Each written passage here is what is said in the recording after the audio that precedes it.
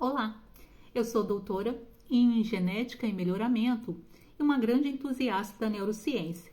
E hoje eu vim trazer para vocês algo interessante que eu descobri há pouco tempo, embora eu já tivesse sentido várias vezes e ainda sinta durante toda a minha trajetória acadêmica e agora no mercado de trabalho, que é a sensação da recompensa, do tudo ou nada. Ou a gente faz tudo, ou a gente não faz nada. E isso inclui a gente ter o melhor material para estudar, a gente ter o melhor computador para a gente poder analisar os nossos dados, a gente ter o melhor emprego para a gente ser feliz. E eu achei muito interessante quando eu me deparei com 4 pontos principais dentro desse critério de tudo ou nada. O primeiro deles é o sistema de recompensa e a dopamina. Dopamina é um neurotransmissor que está associado à motivação, ao prazer, à alegria. Isso porque quando a gente está fazendo alguma atividade que a gente é elogiado, a gente faz uma prova e a gente tira nota boa, a gente libera dopamina e a gente fica viciado naquilo, naquela sensação prazerosa, e a gente quer fazer cada vez mais aquilo que nos dê prazer e nos faça se sentir motivado, obviamente. Só que quando essa dopamina ela vai abaixando, e às vezes a gente já fez compromisso com outras pessoas, ou a gente já colocou na nossa agenda que a gente vai estudar 8 horas por dia, a gente vê que aquilo talvez não seja assim tão possível como a gente imagina. E o nosso cérebro, inteligente como é, ele prefere economizar energia naquela atividade que parece incerta ou que não vai trazer nenhum tipo de recompensa. E aí a gente entra no segundo ponto, que é a executiva e a carga cognitiva. O nosso córtex pré-frontal ele é responsável pelo planejamento, pelo foco e pela organização e pode e se sobrecarrega quando você coloca um excesso de atividade.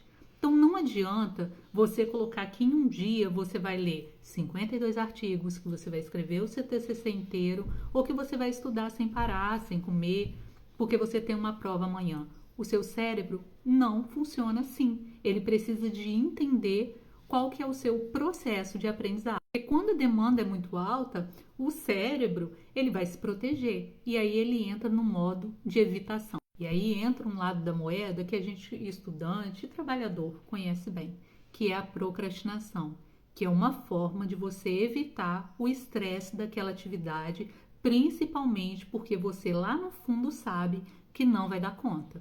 E do outro lado dessa mesma moeda, a gente tem o perfeccionismo. Ou você faz muito bem feito, ou você nem coloca a mão. E aí entra uma das grandes armadilhas, que é a gente sempre procurar pelo melhor material, a melhor caneta, o melhor notebook, a melhor câmera, para a gente poder fazer as nossas atividades. E isso atrapalha muito, porque a gente percebe que com o passar do dia, o passar da semana, a gente não fez nem metade daquilo que a gente imaginou que fosse conseguir fazer. E claro que vinculado a isso tudo está o medo de fracassar.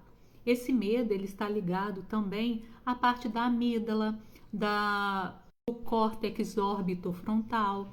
Isso porque a gente tem medo de ser julgado. E se a gente realiza uma atividade, a gente se preparou para fazer da melhor forma, a gente não percebeu ou não admitiu que estava sobrecarregado e aí a gente é criticado, a gente entra num circuito de medo e de paralisação. E claro, aí entra aqui o último ponto, que é o da fadiga. E isso envolve também a energia mental.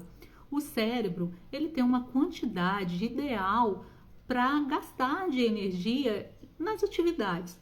Então, se eu não diluo a minha grande atividade em tarefas menores, o meu cérebro se sobrecarrega e eu não consigo realizar tudo aquilo que eu tinha planejado. Se eu gasto mais energia planejando, comprando coisas, esperando chegar e montando, eu vou ter menos energia para gastar quando de fato eu precisar estudar. Então a gente precisa equilibrar esse gasto de energia que o cérebro possui ao longo do dia. E o que funciona para mim é fazer um cronograma, fazer, na verdade, a minha lista de tarefas na noite anterior. Então eu anoto tudo que eu vou ter que fazer no outro dia, vou descansar, esqueço daquelas atividades, quando possível, se não tiver nada urgente, eu me tirando o sono, mas de uma forma geral é assim que eu trabalho. E no outro dia eu executo. Se aparecer alguma demanda urgente, aí eu reorganizo o cronograma, mas o cérebro precisa entender que as minhas atividades, elas são possíveis para que ele não se sinta sobrecarregado e eu entre num modo de evitação ou vá para algum dos extremos, do ou eu faço tudo hoje e amanhã eu não faço nada, o que vai me prejudicar de qualquer maneira. Então, o ideal é você sempre seguir uma rotina e você ter um cronograma com as suas atividades menores que compõem uma atividade maior. E por isso que eu sempre falo, não deixe para escrever no último momento, não ache que você consegue fazer um TCC em 1, 2 dias, por mais técnica que você tenha, que você sabe o que você precisa fazer, não é possível você fazer tudo em um dia, porque o seu cérebro não vai conseguir.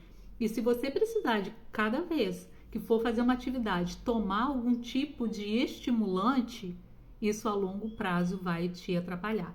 Então atente-se, comece cedo, comece agora, mas organize um cronograma. Se tiver qualquer dúvida, deixe nos comentários aqui embaixo e compartilhe com seus amigos que estão em algum processo de escrita ou passando por alguma sobrecarga mental.